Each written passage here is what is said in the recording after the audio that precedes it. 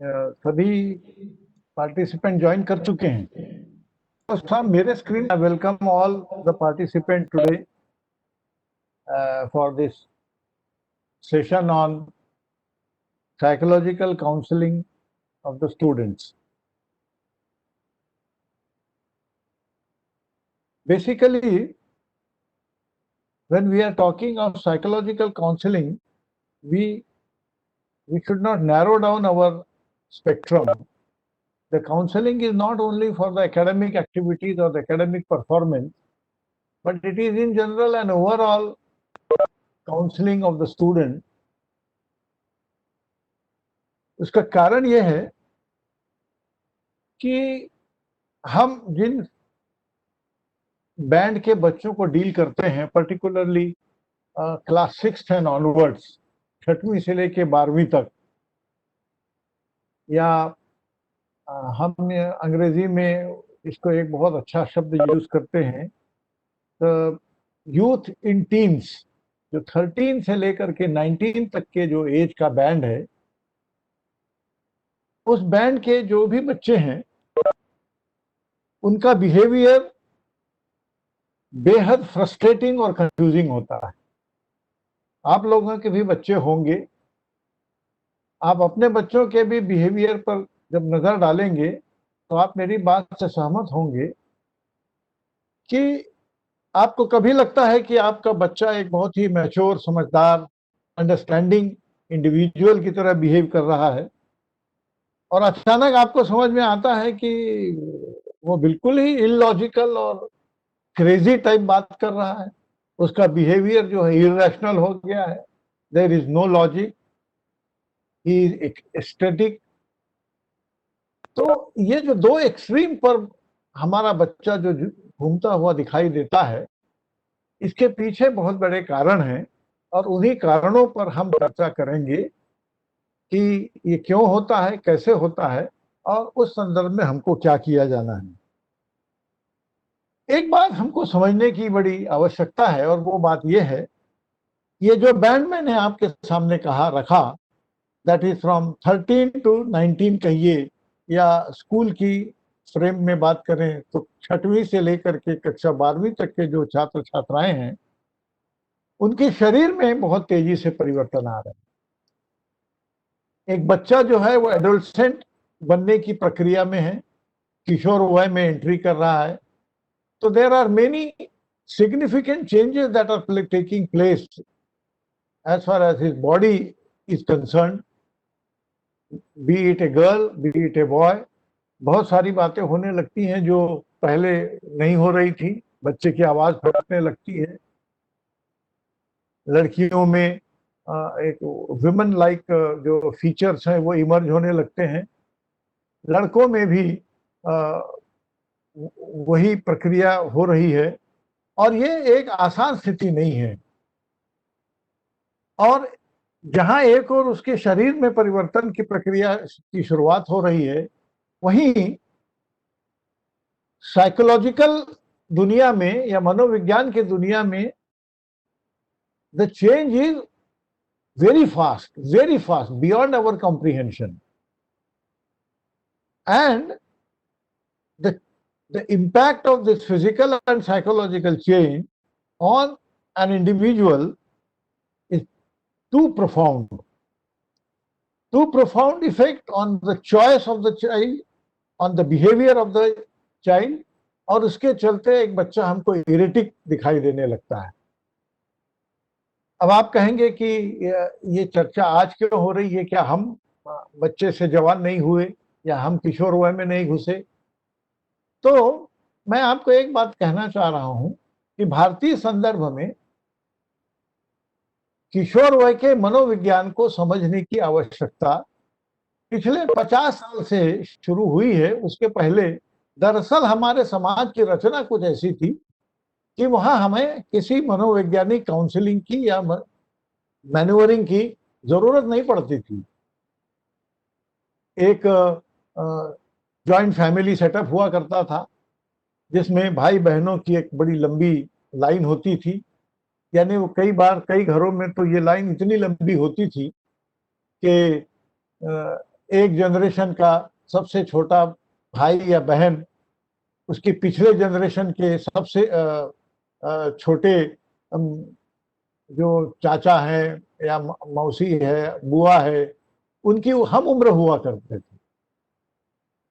तो एक कंटिन्यूअम, एक कंटिन्यूअस स्पेक्ट्रम हमारी सोसाइटी में था, तो जिसके चलते सामाजिक मूल्यों, रीति रिवाजों, पारिवारिक मूल्यों, एटिकेट्स और मैनर्स को लेकर के, जो हमारी जो तहजीब है उसको लेकर के जो लर्निंग या टीचिंग है, वो एक सतत प्रक्रिया के रूप में एक सीनियर से जूनियर को, जूनियर को उससे जूनियर को, ये एक सतत प्रवाह के रूप में चल रही थी। सच्चाई तो ये है कि ये साइकोलॉजिकल काउंसलिंग या ट्रेनिंग का प्रमुख काम बड़े भाई या छोटा चाचा, बुआ, मौसी ये ज्यादा करते थे। माँ बाप के कोर्ट में तो केस हम लोगों की बहुत रेयरली जाती थी।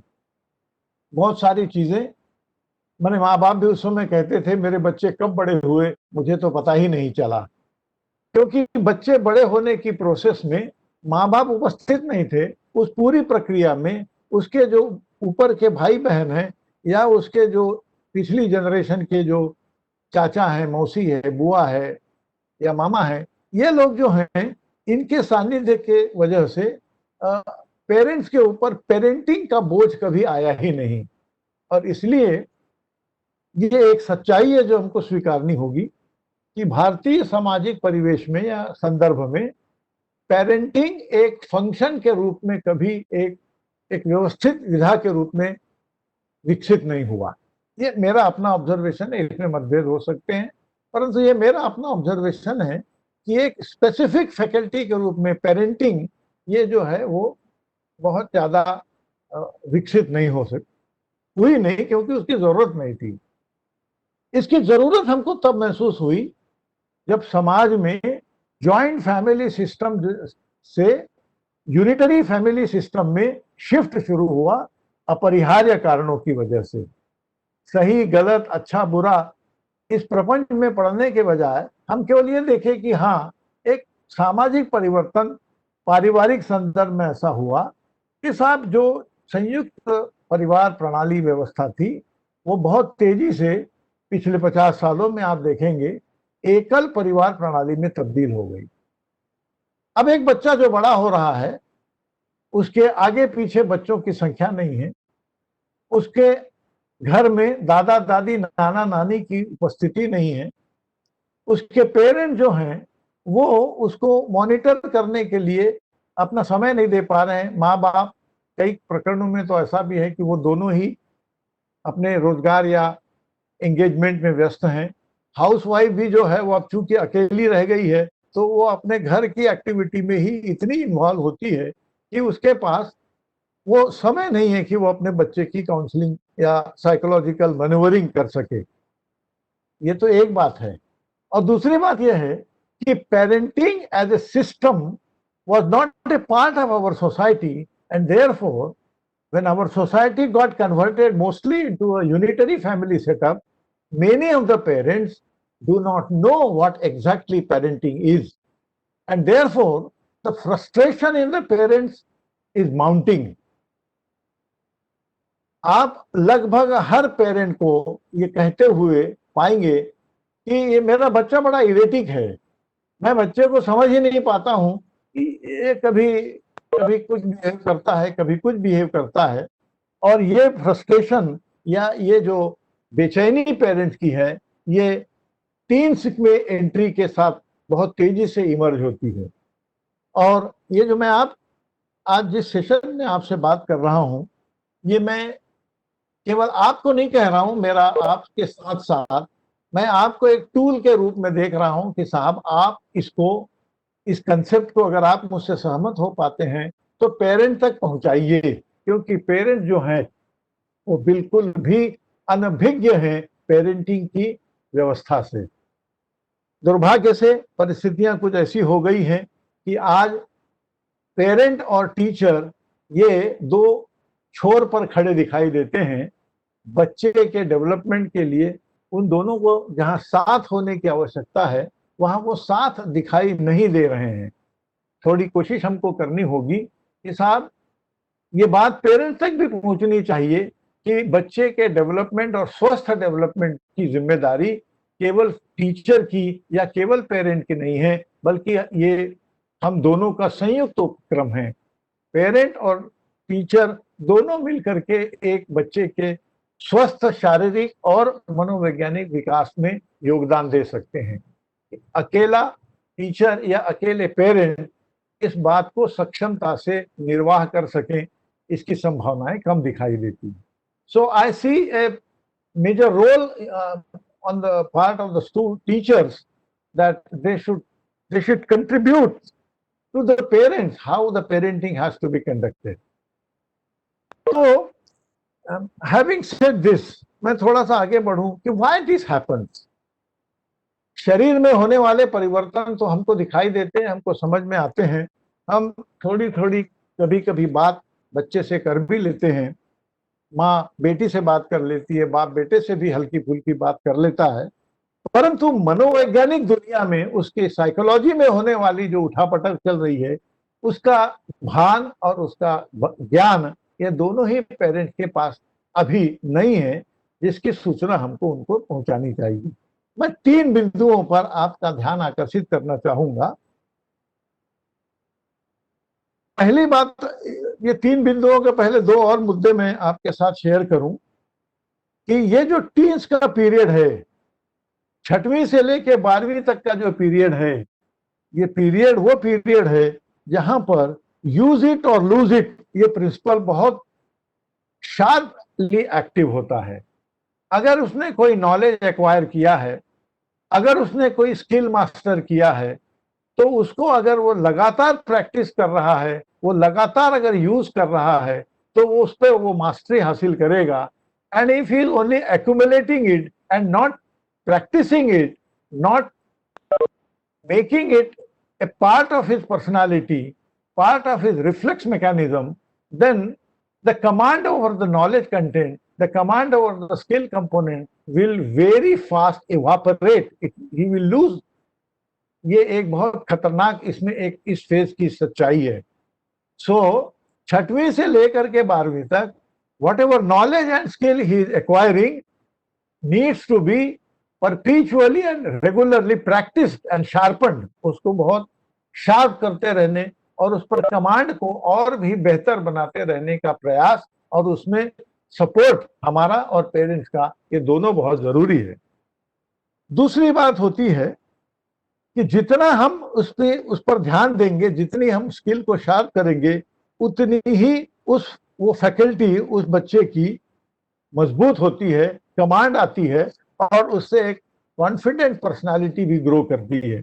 और इसलिए यूज इट और लूज इट इस प्रिंसिपल को बहुत सीरियसली लेते हुए पेरेंट्स और टीचर दोनों को बहुत गंभीरता से बच्चों को हैंडल करने की आवश्यकता है। एक बात जो मैं आपको अब कहना चाह रहा हूं, वो 3 मुद्दे, जिन 3 मुद्दों के चलते उसके साइकोलॉजिकल दुनिया में, मनोविज्ञान की दुनिया में एक अंधर आई हुई है। A storm has taken place. He is very turbulent and the child become most unpredictable because of 3 parameters.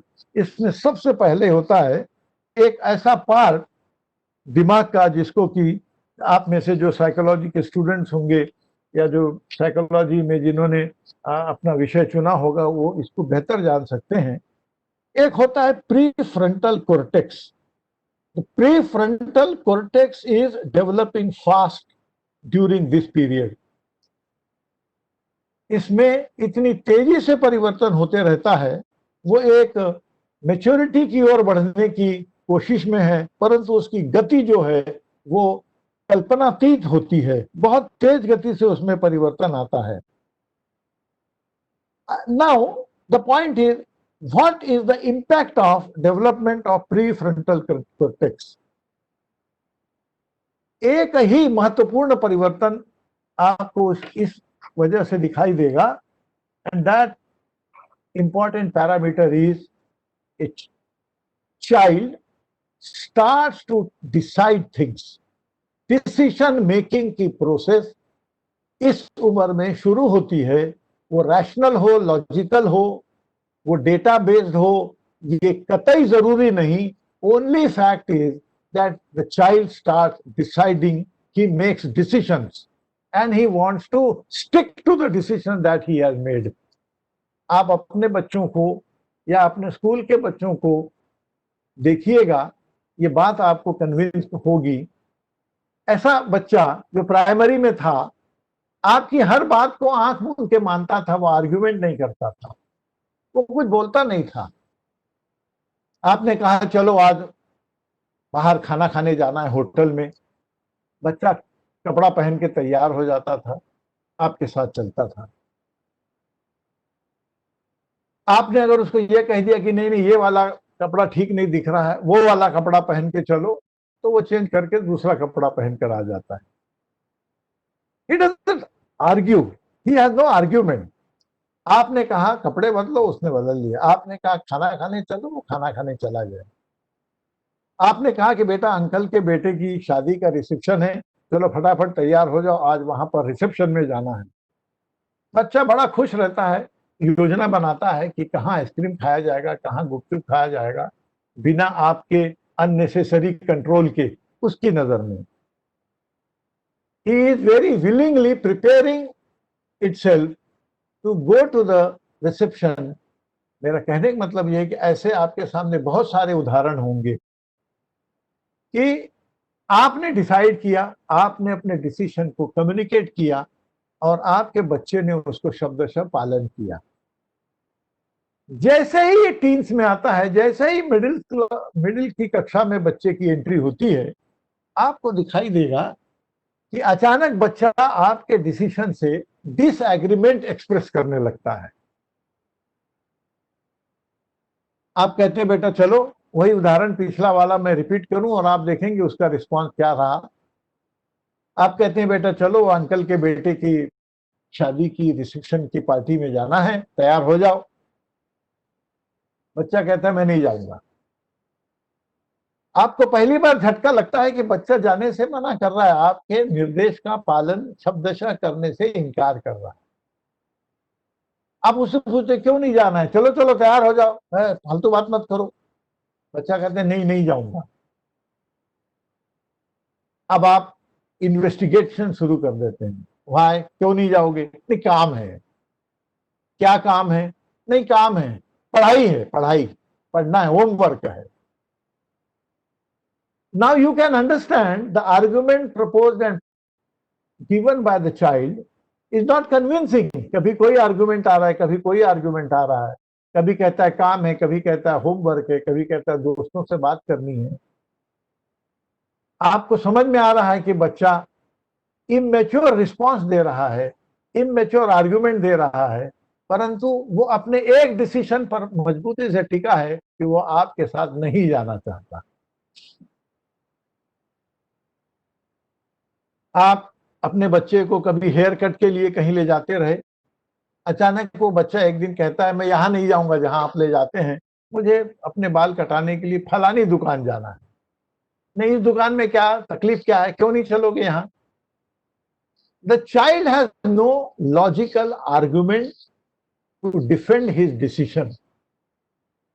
Many time, in many cases, it has no logical data-based argument to support the decision made by him. But the point is, he decides, and the child tries to defend his decision at any cost.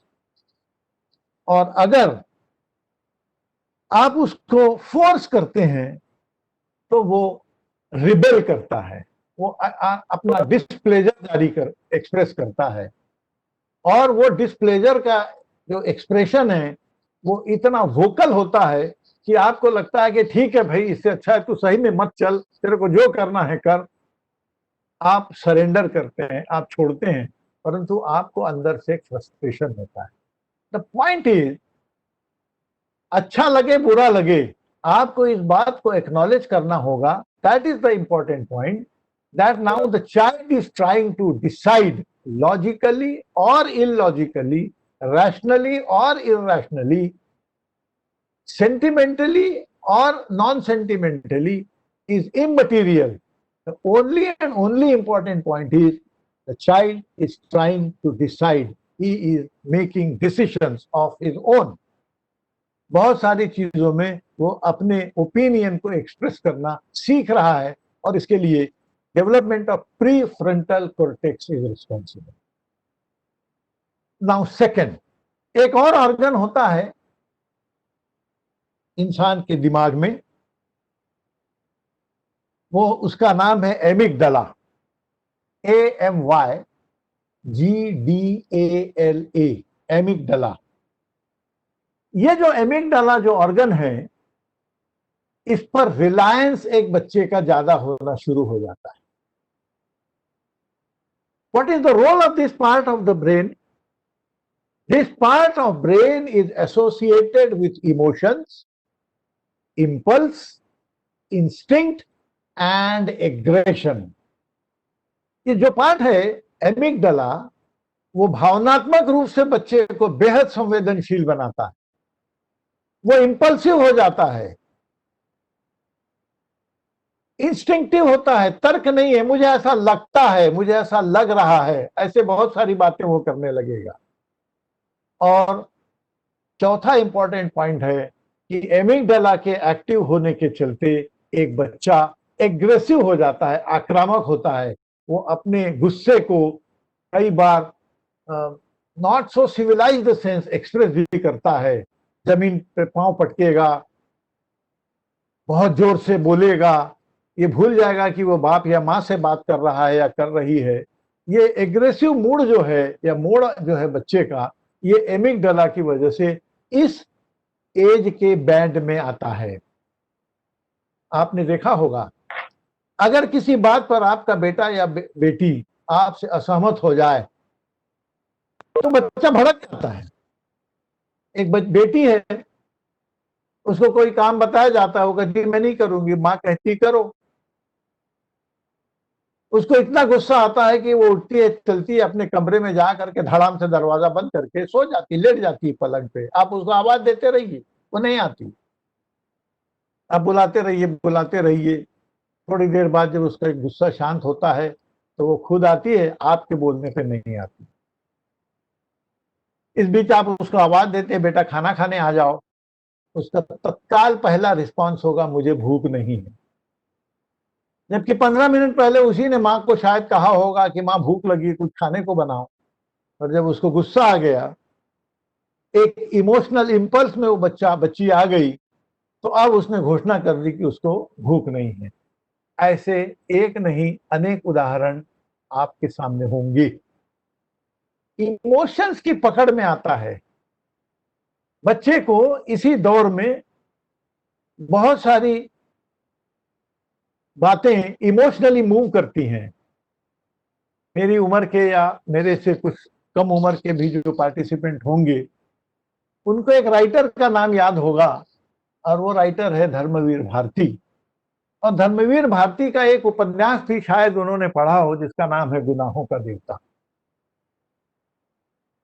अगर आपने पढ़ा हो तो उस दौर को थोड़ा याद करिए कि गुनाहों का देवता जब हमने अपने टीन्स में पढ़ा, और दरअसल ये टीन्स में पढ़ने की ही पुस्तक है, धार धार आंसू बहा बहा करके लोगों ने उसको पढ़ा.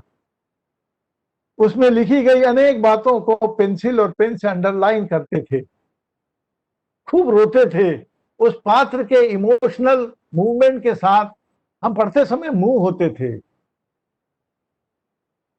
ये उस उम्र का खेल है. मैं अगर आपसे कहूं कि भाई साहब गुनाहों का देवता आज फिर पढ़िए, मेरा आपको दावा है आप अब 5 पेज नहीं पढ़ पाएंगे. आपको लगेगा क्या फालतू, क्या अल्ट्रा इमोशनल बुक है, ऐसा थोड़ी होता है. आप उस पुस्तक को पूरा आज नहीं पढ़ पाएंगे. ये वही पुस्तक थी जिसको हम कई कई बार पढ़े, पढ़ पढ़ करके रोए, पुस्तक में अंडरलाइन करके रखा. ये इसलिए हुआ क्योंकि हमने उस उम्र में उसको पढ़ा था सॉरी, जिस उम्र में एमिगडाला जो है वो हाइपर एक्टिव, इमोशंस को हाइपर बनाता है एमिगडाला. इंपल्सिव बनाता है।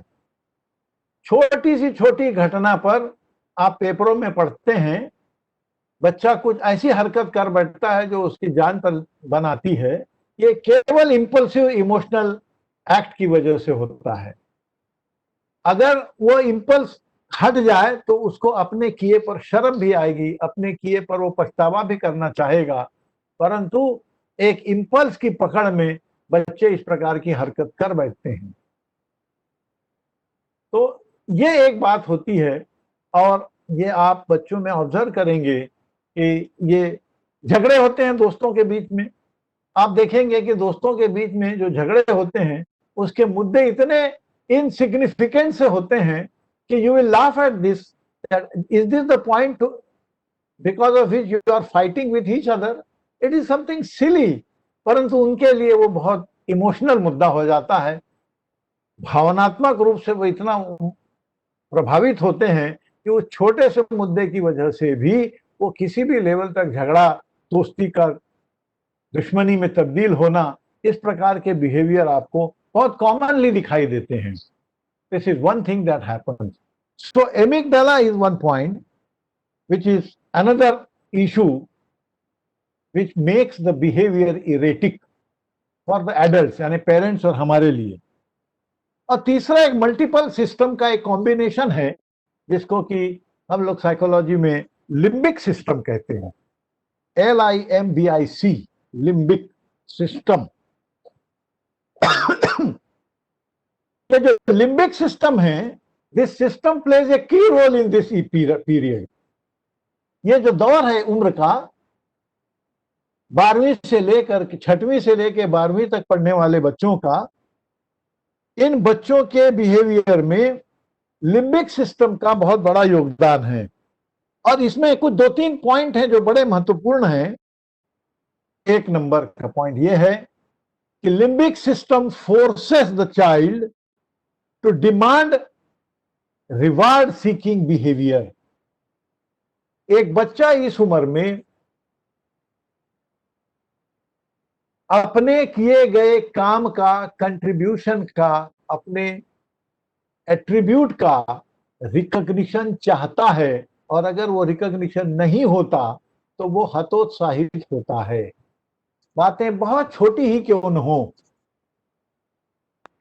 आपने घर में झाड़ू लगाई, आज काम वाली नहीं आई, आपने कचरा उठा करके कोने में किया, बच्चे ने उसको देखा और उसने उसको उठा करके बाहर फेंक दिया या डस्टबिन में डाल दिया।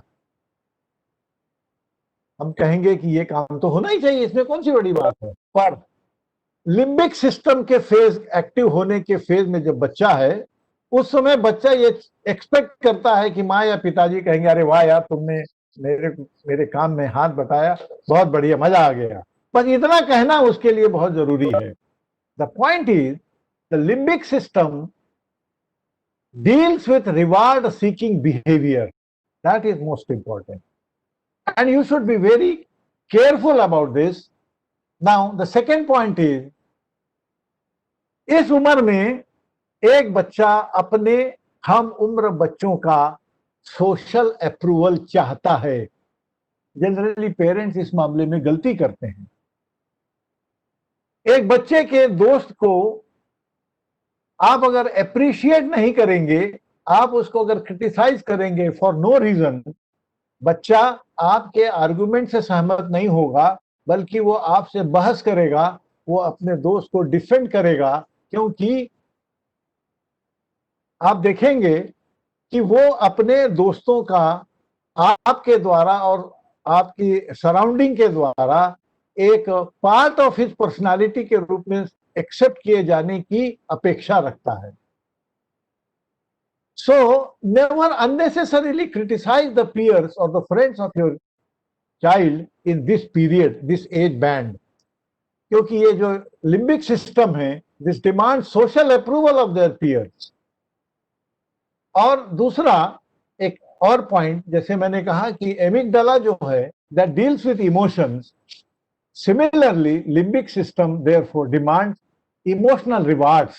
इमोशनल रिवार्ड्स का मतलब यह है कि अगर उसके द्वारा कोई चीज सही की गई है तो उसकी प्रशंसा की वो अपेक्षा रखता है, कोई उससे अगर गलती हो गई है तो वो उसमें एक सॉफ्ट कंसिडरेशन के साथ सपोर्ट की अपेक्षा रखता है। बिटर क्रिटिसिज्म या हैमरिंग जो है वो उसको बहुत ज्यादा परेशान करती है। तो ये जो बात, तीन चीजें हैं, ये हमको ध्यान में रखनी चाहिए while we are dealing with a child, dealing with a child entering into adolescent or he is passing through the phase of adolescence। क्यों? एक बात है, गुड डिसीजन मेकिंग उसके लिए बहुत बड़ा चैलेंज है। वो डिसाइड कर रहा है, परंतु उसके डिसीजन हमेशा अच्छे ही होंगे, सही ही होंगे, लॉजिकली परफेक्ट होंगे, ये कतई जरूरी नहीं है। और इसीलिए he is facing a challenge and we need to support in his decision making process. At times मैं आपको कहूं, they have rational discussions on mature topics, they understand nuances of controversial topics, appear more intelligent than many adults. Others, they are prey to their impulses and emotions। ये जो impulses और emotions इसके बीच में और decision making की logical और rational demand के बीच में ये बच्चा इस बुरी कदर स्विंग करता है कि दरअसल ये बात हमको फ्रस्ट्रेट करती है।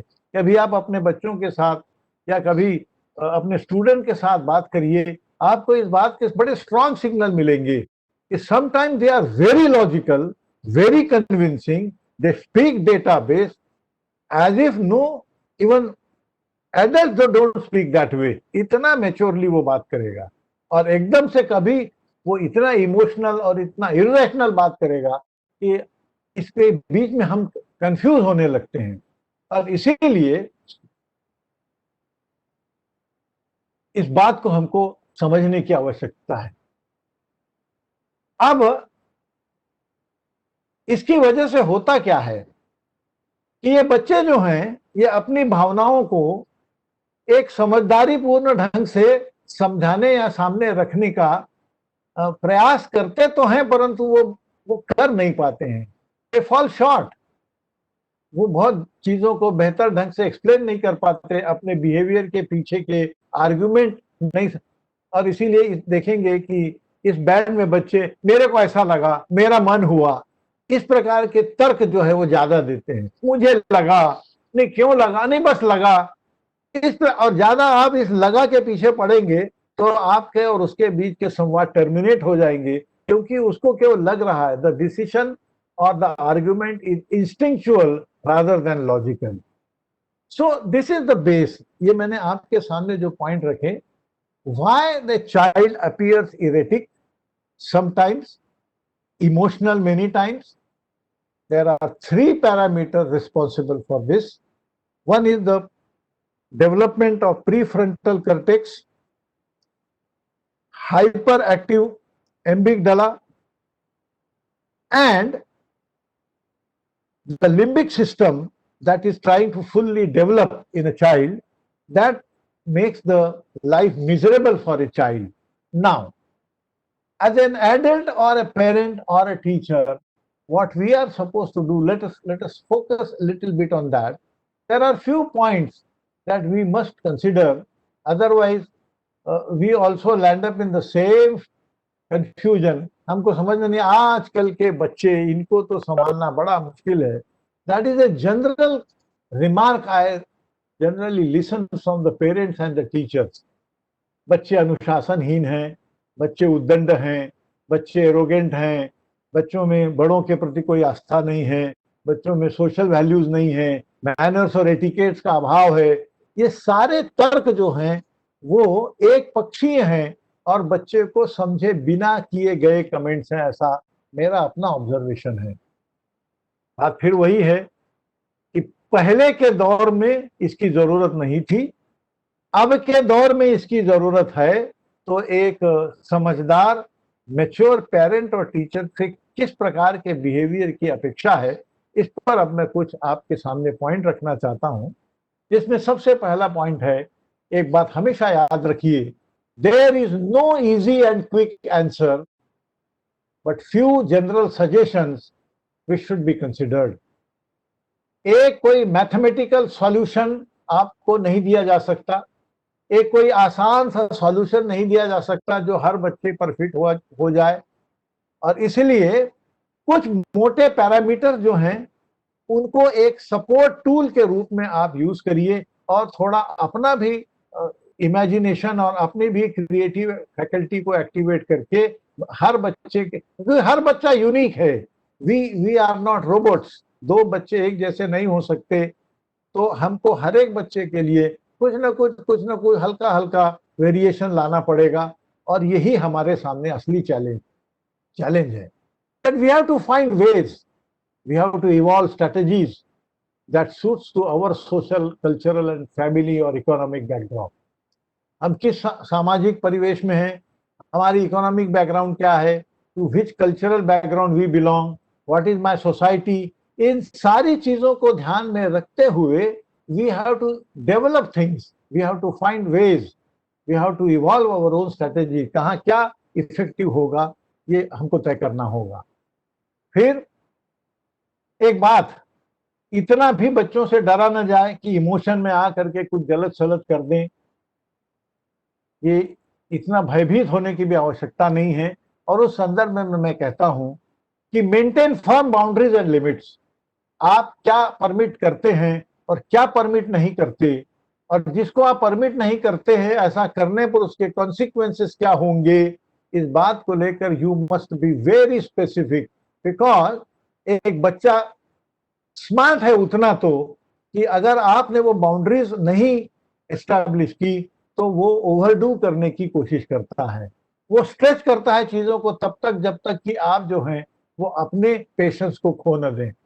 और इसीलिए you have got to be very particular and specific about setting the boundaries. आप क्लासरूम में हैं,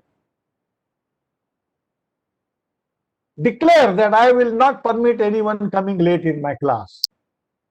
If you declare it this way, मैं आपको बताऊं कुछ लोग deliberately लेट आने की कोशिश करेंगे, ये देखने के लिए, ये टेस्ट करने के लिए कि क्या आप अपने इस कायदे के प्रति सीरियस हैं, और अगर आपने कोई दंड बताया है तो वो दंड भी देते हैं, अगर आप लीनियंसी दिखाते हैं तो you lose control.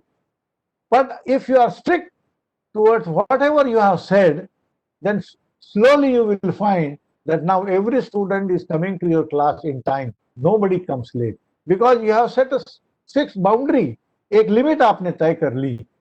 This is absolutely important for not only teacher but it is also important for parents also, जो आपको उनको बताना चाहिए.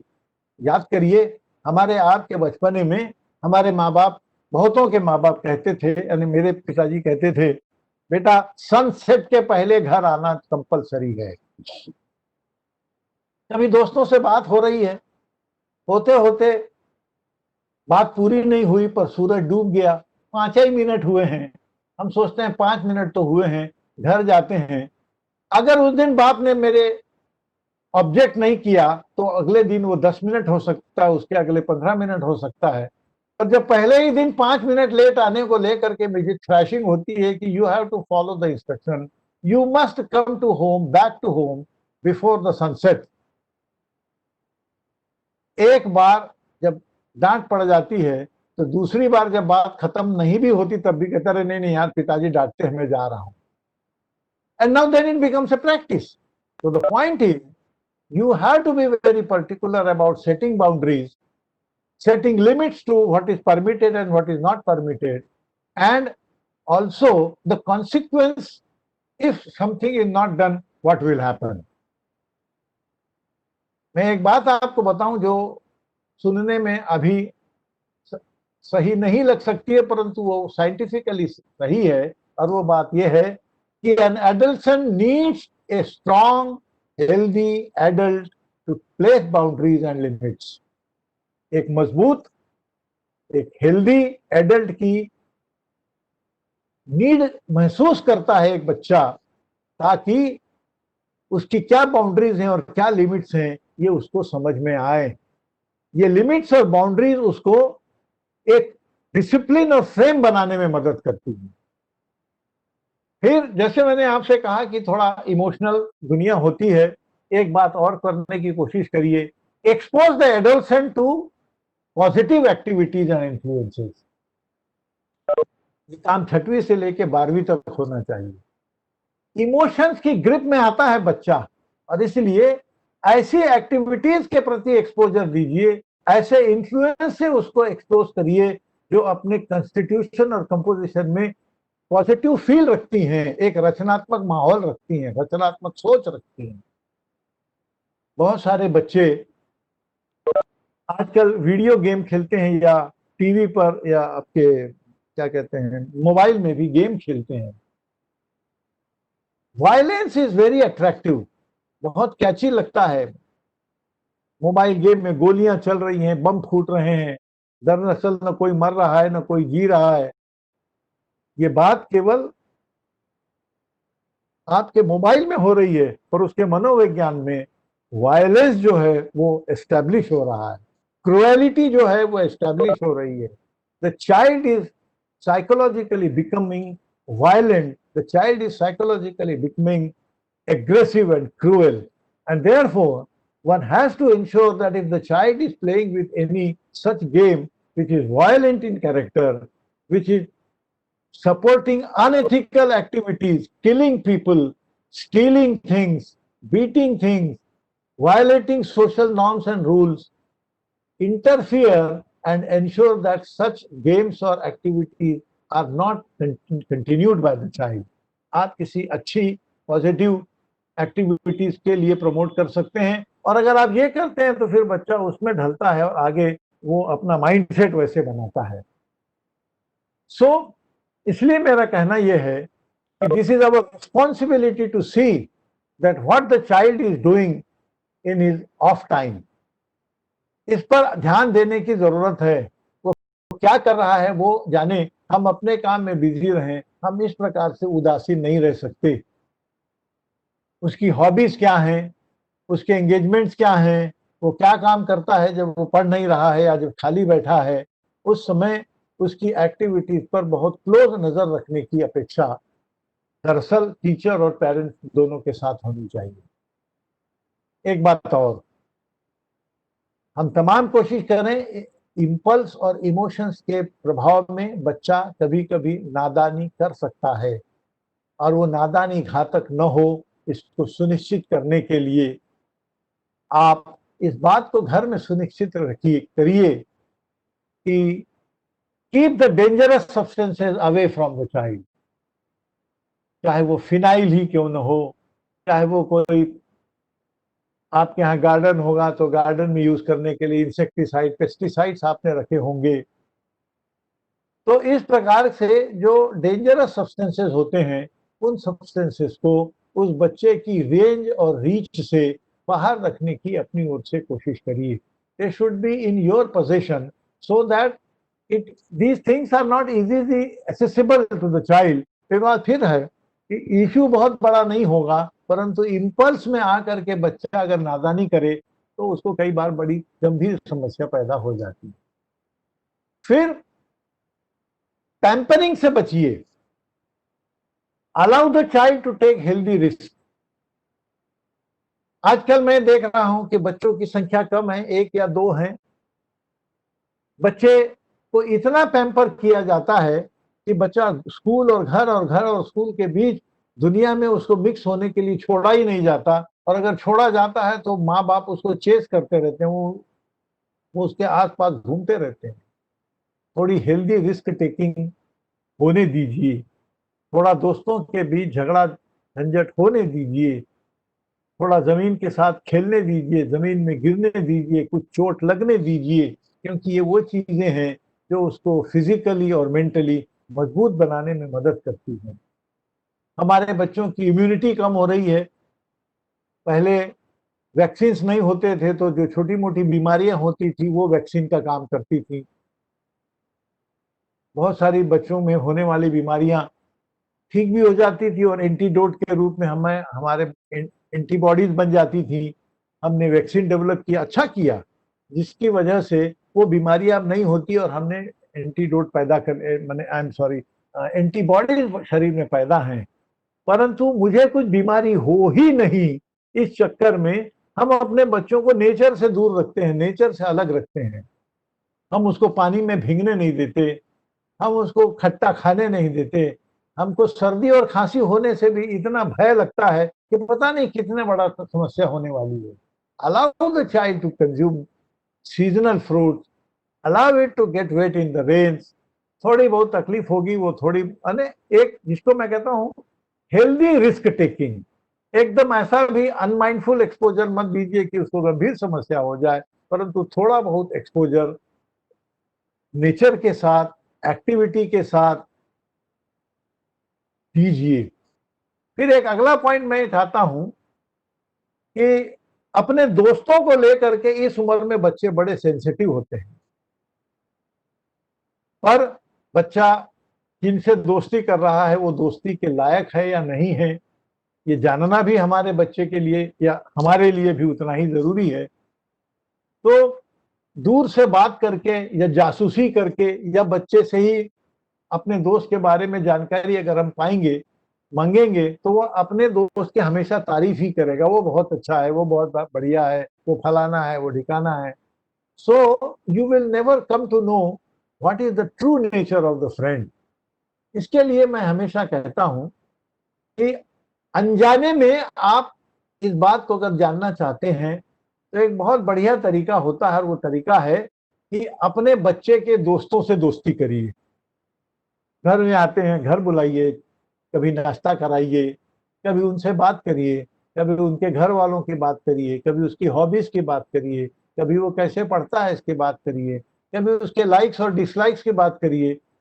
उसके बातचीत करने के तौर तरीके और उसके बातचीत के कंटेंट से आपको ये अंदाजा लगने लगेगा वेदर ये बच्चा आपके बच्चे से दोस्ती किए जाने के लिए सुटेबल है या आप उसको सुटेबल नहीं पाते। So help them to develop healthy relationship, ये एक आप कोशिश करिए। फिर इमोशंस के एक्सप्रेशन को क्रिएटिव ढंग से, लॉजिकल ढंग से, एक सेंसिबल फ्रेम में एक्सप्रेस करने का गाइडेंस इस उम्र में बच्चों को सबसे ज्यादा लगता है। अपनी भावनाओं को कैसे एक्सप्रेस किया जाए, भावनाओं को दबाया जाना, चाहे वो खुशी के हो चाहे दुख के हो, ये सही डिसीजन नहीं है। when you should be happy you should express your happiness, when you are in sorrow you should feel the pathos of the sorrowness। कहने का मतलब ये है कि दुख हो या खुशी हो, उसको महसूस करना और उसको एक तार्किक ढंग से, एक क्रिएटिव ढंग से एक्सप्रेस करने की भी ट्रेनिंग एक बच्चे को दी जानी चाहिए। ये इसकी बड़ी जरूरत है। एक सीन चल रहा है, पिक्चर चल रही है, अमिताभ बच्चन जो है वो गोली खा गए हैं, अपनी मां से मिलने आए हैं। बड़ा कारुणिक दृश्य है।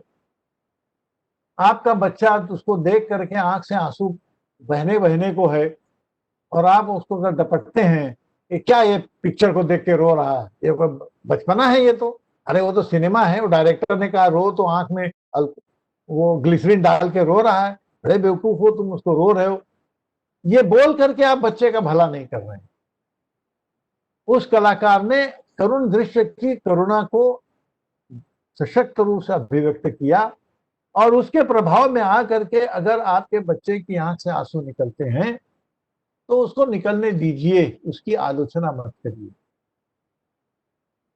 अगर कोई बात उसकी खुशी होती है तो उसकी खुशी पर भी कई लोग दही मार डाल देते हैं, इतना मुस्कुराने की जरूरत नहीं, इतना खुश होने की जरूरत नहीं है, तो वो एकदम नर्वस हो जाता है, दुखी हो जाता है। खुशी को खुशी के रूप में, दुख को दुख के रूप में इंजॉय करने या उसको एक्सप्रेस करने का गाइडेंस इस उम्र में बच्चों के लिए सर्वाधिक महत्वपूर्ण होता है। भावनाओं को संतुलित ढंग से अभिव्यक्त करने के संस्कार एक मनुष्य को एक बहुत ही स्वस्थ मनुष्य के रूप में विकसित करने में मदद करते हैं। फिर एक आता है एक बहुत महत्वपूर्ण पॉइंट। बहुत सारी माएं अपने इस एज में इस बात से परेशान रहती हैं कि मेरा बच्चा कहीं गलत ट्रैक पर तो नहीं जा रहा।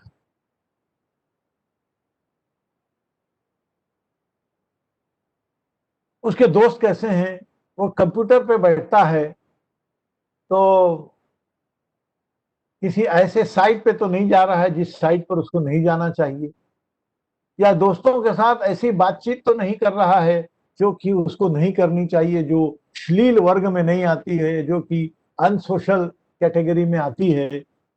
तो इससे तो बड़ा गड़बड़ होगा। इससे बचाने के चक्कर में कई माएँ खास करके और फादर भी बहुत सारे अपने बच्चे के मोबाइल और अपने बच्चे के द्वारा किए गए कंप्यूटर के विजिट्स को स्पाई करने की कोशिश करते हैं। मेरा आप लोगों से सनम्र निवेदन है, never spy on your child. आज की तारीख में शेक्सपियर ने एक जगह लिखा था, child is father of man. ये बात आज व्यावहारिक रूप से भी सच है। आपको जितना लगता है कि आप बड़े ज्ञानी हैं मोबाइल और कंप्यूटर को लेकर के, आपका बेटा आपसे कई मील आगे है। आप अगर उसके मोबाइल में घुसने की कोशिश करेंगे, आप अगर उसके कंप्यूटर में घुसने की कोशिश करेंगे, यकीन मानिए आप नहीं घुस पाएंगे। वो इतने चेक्स और क्रॉस चेक्स लगा रखेगा, आपको कुछ पता नहीं चलेगा, बल्कि वो ये जान जाएगा कि आपने जासूसी करने की कोशिश की। So never do that, never never never do that.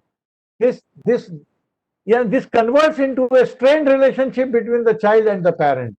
On the contrary, it is always better to have a dialogue with the child. वो बच्चा अब किशोर वय में एंटर हो रहा है, किसी भी विषय पर, यानी मैं अगर आपके ओशो के शब्दों में कहूं तो from sex to super consciousness, आप उस बच्चे से संवाद करने की मादा विकसित करिए। Develop the skill and capacity to discuss any issue with the child, and the child will be happy to talk to you. Never avoid talking to your child on any subject of concern, any subject, and you will see that every subject can be discussed most healthily. और इसीलिए जासूसी न करें, ये मेरा आपसे बहुत विशेष आग्रह है। एक बात और, जैसे गलतियां होती हैं बच्चों से, डांट फटकार की भी जरूरत पड़ती है, डरिए मत। अगर कोई गलती हुई है तो उस गलती को पॉइंट आउट करने से हिचकिचाइए मत, परंतु मेरा यह कहना है कि the reprimand must be cautious and specific and to the point. जिस चीज की आप आलोचना करना चाहते हैं या जिस चीज को आप इंगित करना चाहते हैं, बिल्कुल सुस्पष्ट हो, सावधानी पूर्वक, एबनॉर्मली एकदम आक्रोश में आकर के अनाप शनाप आप बोलने लगे, या डिसप्रोपोर्शनेटली आपकी लैंग्वेज या आपकी बॉडी लैंग्वेज हो जाए, ये आपसे अपेक्षित नहीं है। आप तो बड़े हैं, परंतु कॉशियसली, बहुत स्पेसिफिकली कि आपको कौन सा पॉइंट पसंद नहीं आया और इससे क्या परिणाम होंगे या दुष्परिणाम होंगे, टू द पॉइंट बात करके बच्चे को जरूर डांटिए या समझाई दीजिए, बिल्कुल उससे बचिए मत। और एक बात, अगर उसने कोई बात अच्छी की है तो उसको अप्रिशिएट करिए ईमानदारी से, और तत्काल गैप मत दीजिए। आज उसने अच्छा काम किया, 15 दिन बाद आप कहें कि वो 15 दिन पहले जो तुमने काम किया था वो ठीक था। बूंदन से गई सो हौदन से नहीं आती। जब उसने अच्छा काम किया उसको तुरंत करिए, और अनुपातहीन प्रशंसा मत करिए, बच्चा समझता है। बच्चा इस बात को बहुत अच्छी तरह समझता है कि ये जरा ज्यादा ही मस्काबाजी हो रही है, शायद कोई दूसरा काम है या पता नहीं, इतना तो काम बड़ा नहीं हुआ। तो the appreciation should be honest, should be prompt and must be proportionate, must be proportionate. इस बात को हमेशा याद रखिए। एक बात जो मैं और कहना चाहता हूं, जो हम भूल करते हैं, try to be the role model. अपने बच्चे का रोल मॉडल बनने की कोशिश करिए, और इसके लिए एक ही काम किया जा सकता है। रोल मॉडल बनना आसान भी है और कठिन भी है। कठिन इसलिए क्योंकि हम जिस बच्चे से जो चाहते हैं वो खुद करते नहीं हैं, और ये जो the gap between practice and preaching जो है, ये बच्चा बहुत जल्दी समझता है, पकड़ता है। So if you want to become the role model of your own child, then try to minimize the gap between the practice and the preaching. And whenever there is a deviation in your practice from the preaching, the deviation must be explained to the child so that there is no confusion in the mind of the child that why my parent behaved this way. आपके अपने argument हो सकते हैं, जैसे हम अपने बच्चे से कहते हैं झूठ बोलना मुझे बिल्कुल मंजूर नहीं है, आप झूठ बोलेंगे तो मुझे बहुत खराब लगेगा, पर हम खुद कभी कभी झूठ बोलते हैं, हर आदमी झूठ बोलता है, पर हमारे झूठ बोलने के पीछे कोई जस्टिफिकेशन होता है. That justification has to be explain to the child कि why it was this way, क्यों हम यहाँ सच नहीं बोले. तो इस बात का भी ख्याल रखने की बहुत जरूरत है. और एक छोटी सी बात और जो आसान नहीं है परंतु जरूरी है, कई बार बच्चा इमोशनली एक्सप्लोड होता है, उसको डक करना सीखिए. हम सीनियर हैं, हम एडल्ट हैं, हम बड़े हैं, हमको उसको डक करके, हमको उसको इग्नोर करने की कला हमको आनी चाहिए. तुम ऐसा करके उसको बाद में सुनाने की जरूरत नहीं है. मेनी टाइम्स बच्चा खुद शर्मसार होता है अपने डिसप्रोपोर्शनेट एक्सप्लोजन से या अपने इररिलेवेंट बिहेवियर से, वो स्वयं शर्मसार होता है, परंतु हम उसको बोल करके और उसको नर्वस करें इसकी कई बार आवश्यकता नहीं होती. बल्कि कई बार वो कहता भी है कि नहीं नहीं ऐसा हो गया, मुझे उसका बड़ा खेद है या मुझे खराब लग रहा है, तो हमको ये कहना पड़ता है कि बेटा कोई बात नहीं, ऐसा हो जाता है, पर ऐसा न हो इसकी आपको कोशिश करनी चाहिए. फिर लॉजिकल और रैशनल डिसीजन मेकिंग में मदद करिए. कैसे लॉजिकल और रैशनल डिसीजन लेने चाहिए, कैसे इमोशनल डिसीजन हर बार सही डिसीजन नहीं होते, इस बात पर हमेशा बच्चे के साथ बात करिए. और इसके लिए डिनर टेबल पर या लंच टेबल पर या ब्रेकफास्ट के टेबल पर आप जब भी बैठते हैं तो बच्चे के साथ किसी सब्जेक्ट पर लॉजिक और रैशनैलिटी को लेकर के उससे संवाद करिए, ताकि बच्चे को धीरे धीरे ये समझ में आए कि साहब लॉजिकल और रैशनल डिसीजन मेकिंग क्या होता है, कैसे डेटा को हम डिसीजन मेकिंग के लिए यूज कर सकते हैं. और यही वो जगह है जहां पर आपको सोशल एटिकेट्स और मैनर्स भी सिखाए जाने की जरूरत है. सोसाइटी में सोशल एटिकेट्स और मैनर्स के प्रति आग्रह अनफॉर्चुनेटली बहुत तेजी से घट रहा है, बिकॉज हम भी उसके लिए कहीं जिम्मेदार हैं. हम भी अपने स्तर पर सोशल एटिकेट्स और मैनर्स के प्रति लापरवाह हैं. हम अपने सीनियर्स के प्रति, हम अपने पीयर्स के प्रति वो अप्रोच नहीं रखते जो कि एक सेंसिबल सोशल सोसाइटी में होना चाहिए. और उसको देख करके बच्चा भी इररिलेवेंट और मैनरलेस या एटिकेटहीन व्यवहार करता हुआ दिखाई देता है. गलती उसकी नहीं है. A child is my mirror image, so I have to ensure that I follow manners and etiquette and I enforce the child to observe manners and etiquette right from the beginning so that no deviation is permitted. और एक बात और बताऊं आखिर में, क्योंकि अपना समय बहुत कम है.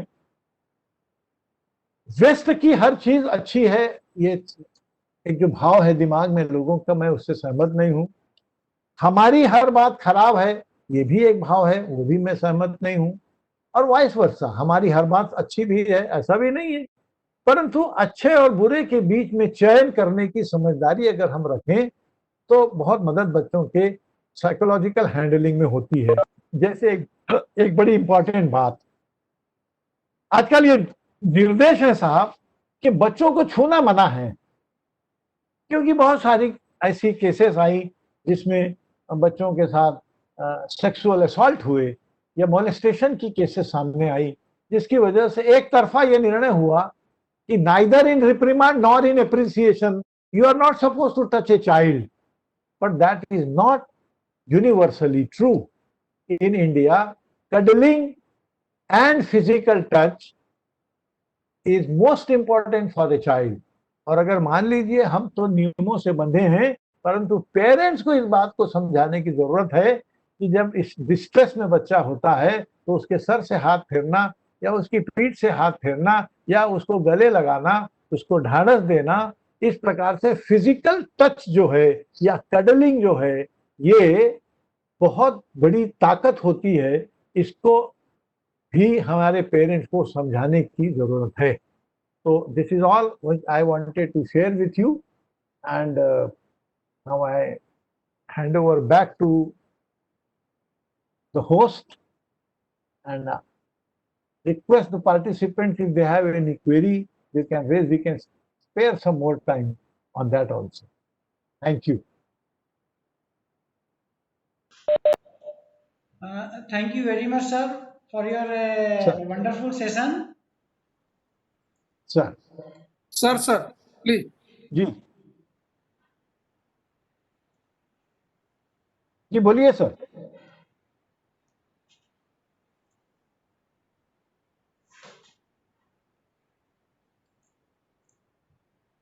हेलो. तिवारी सर, आप कुछ पूछना चाह रहे हैं? हेलो. जी जी तिवारी सर, आप कुछ पूछना चाह रहे हैं सर? जी जरूर सर, स्वागत है.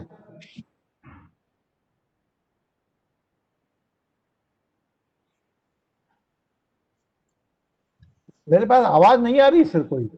आपकी आवाज आ रही है सर. तिवारी सर शायद म्यूट पे है.